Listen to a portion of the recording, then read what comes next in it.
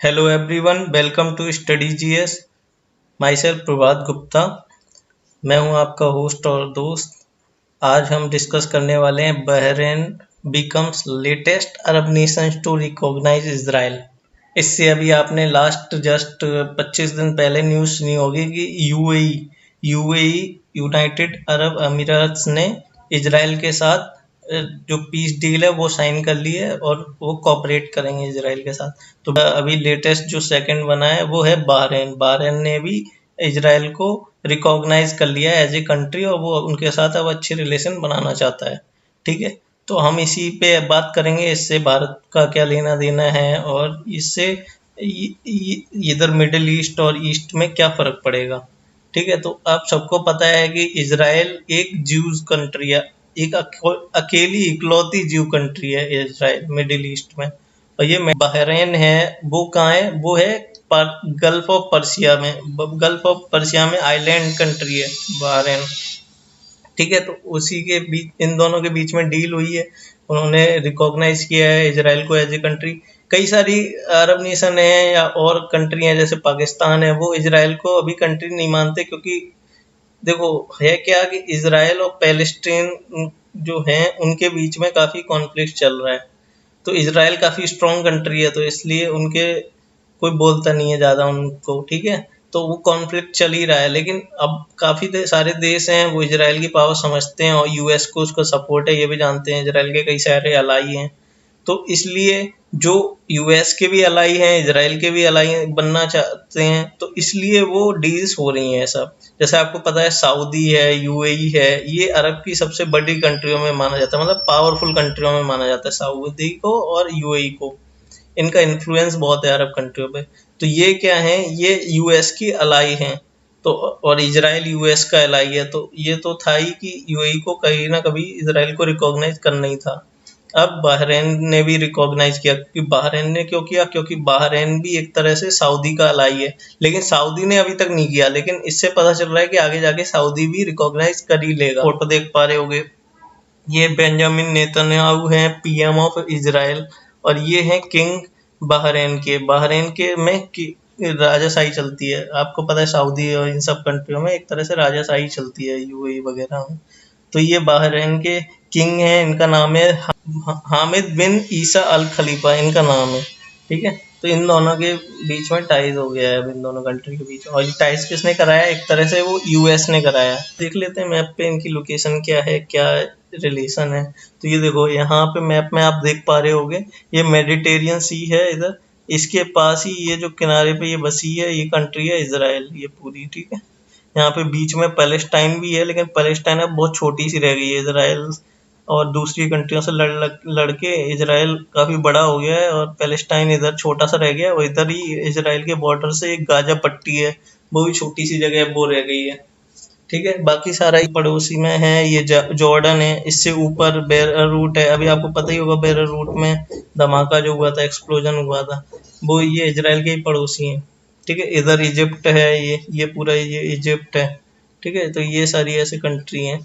और इधर ये मेडिटेरियन सी के पास है, और इधर ये देखो पर्शियन गल्फ है, गल्फ।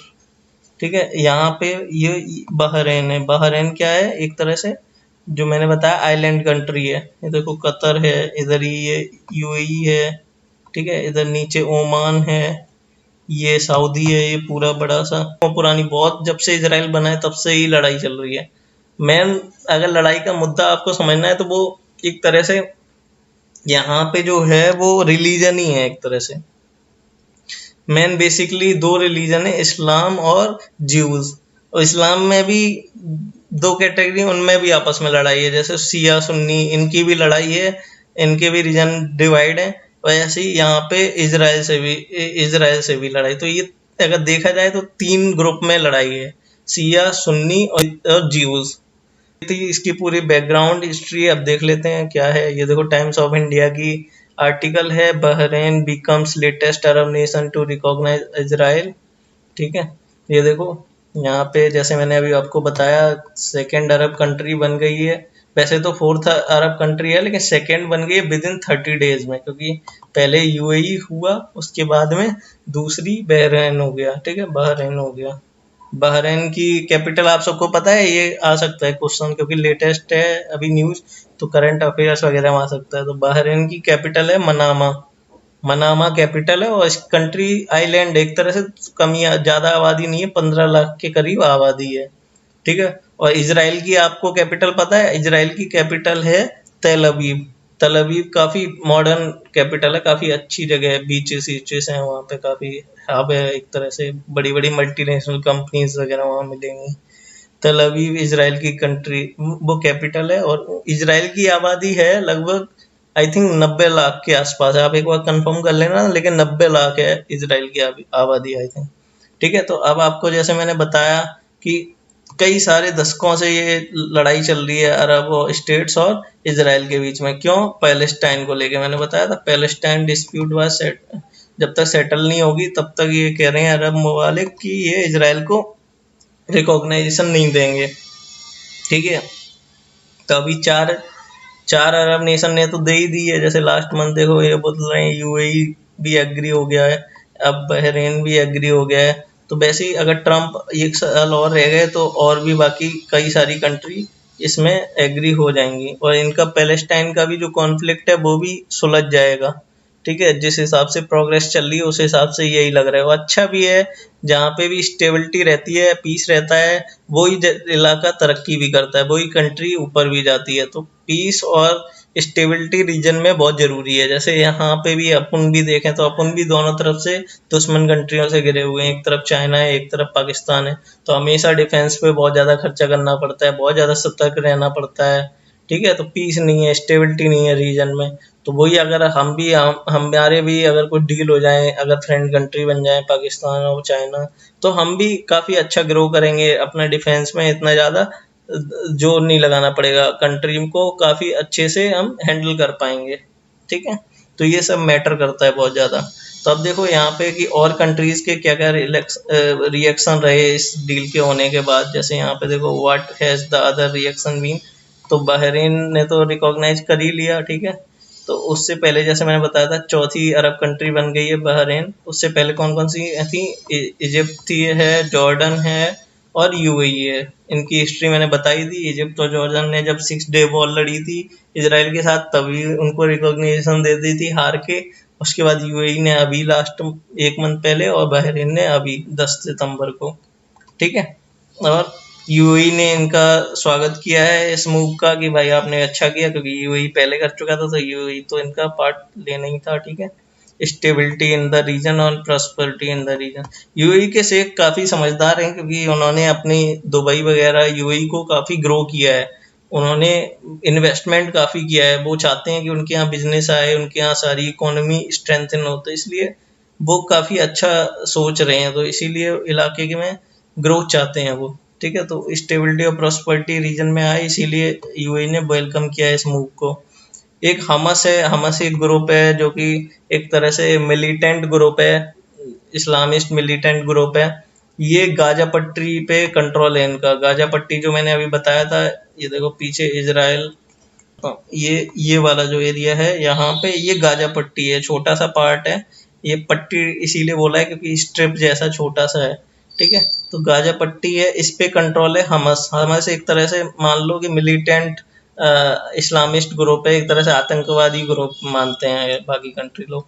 ठीक है। ये भी पैलेस्टाइन और उनके हक के लिए लड़ते हैं। तो ये तो सीधी बात है कि ये तो खुश नहीं होंगे इससे, तो इन्होंने यही कहा है कि इस जो ये जो मूव चला गया है, इस ये represent a grave harm to Palestine cause, मतलब पैलेस्टाइन के लिए ये बहुत ज्यादा नुकसान करेगा, उनको पूरा दबा देगा उनकी आवाज को ये मूव। ऐसी पैलेस्टाइन के जो लीडरशिप हैं वो भी यही बोले हैं, उन्होंने भी यही बोला है कि ये हमारी जो पीपल की राइट है उन सबको दबा देगा, उनको छीन लेगा, और ये अरब ने अच्छा नहीं किया है। तो ये लोग खुश नहीं है। बाकी जो और कंट्री हैं उन लोगों के अलग अलग रिएक्शन आए हैं, आप ट्विटर पे देख सकते हो। इंडिया को तो खुशी होगी, बहरान और यूएई से इजराइल के संबंध अच्छे हो गए हैं, क्योंकि अभी आपको पता ही है कि जो मोदी साहब हैं उनके इजराइल से कितने अच्छे रिलेशन हैं। तो इजराइल और इंडिया के शुरू से ही काफी अच्छे रिलेशन रहे हैं, इंडिया के बनने इजराइल के बनने से पहले ही से। तो होता क्या था कि अपने जो रिलेशन है वो अरब कंट्रियों से भी अच्छे हैं। जैसे अपने रिलेशन सऊदी अरब से भी अच्छे हैं, अपने रिलेशन यूएई से भी अच्छे हैं, अपने रिलेशन ईरान से भी अच्छे हैं, अफगानिस्तान से भी अच्छे हैं, अपने रिलेशन लगभग सारी कंट्रियों से अच्छे हैं, अपने केवल पड़ोसी एक दो छोड़ के सबसे ही अच्छे हैं।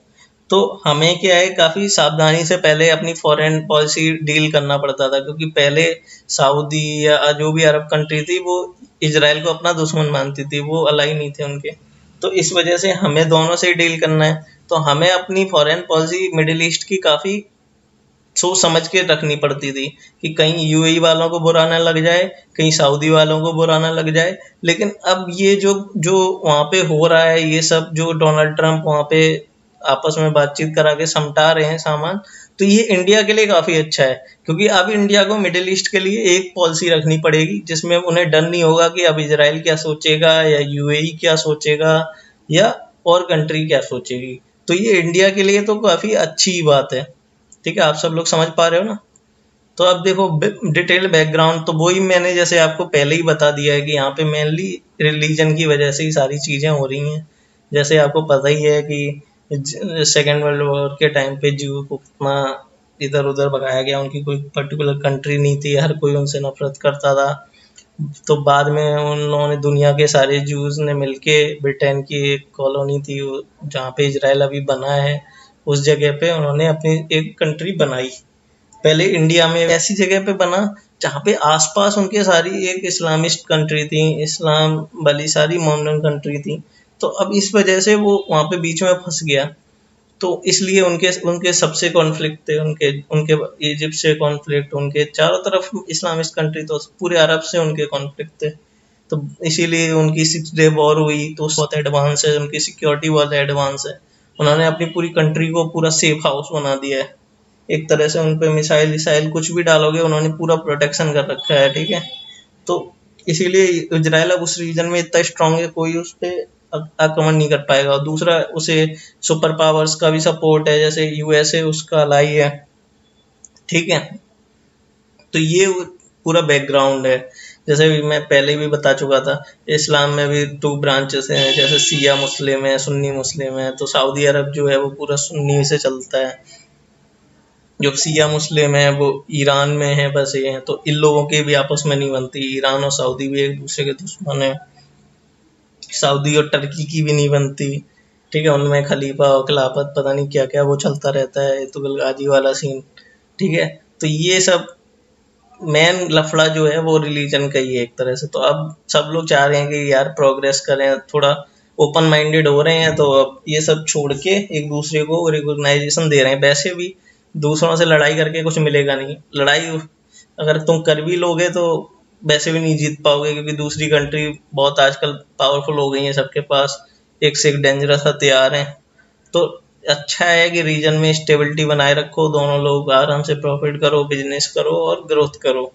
तो यही चाह रहे हैं। अब देखो यहाँ पे नया एक चीज देखने को मिल सकता है कुछ दिनों में, अगर डोनाल्ड ट्रंप बने रहे पावर में, तो सऊदी अरेबिया भी अगर इसराइल को रिकॉग्नाइज कर लेता है तो फिर स्टेबिलिटी आ जाएगी पूरे रीजन में, मिडिल ईस्ट में। क्योंकि सऊदी अरेबिया काफी पावरफुल नेशन है एज ए इस्लामिस्ट कंट्री, क्योंकि आपको सबको ही पता है मक्का मदीना कहाँ है, सऊदी अरेबिया में। तो एक तरह से उनको सब फॉलो करते हैं, कुछ कंट्री छोड़ के। कुछ तो एक्सेप्शन होते ही हैं, जैसे ईरान है, टर्की है और अपना मलेशिया है, तो कुछ एक्सेप्शन होते हैं, लेकिन बाकी सब लोग वहाँ पे स्टेबिलिटी रहेगी रीजन में।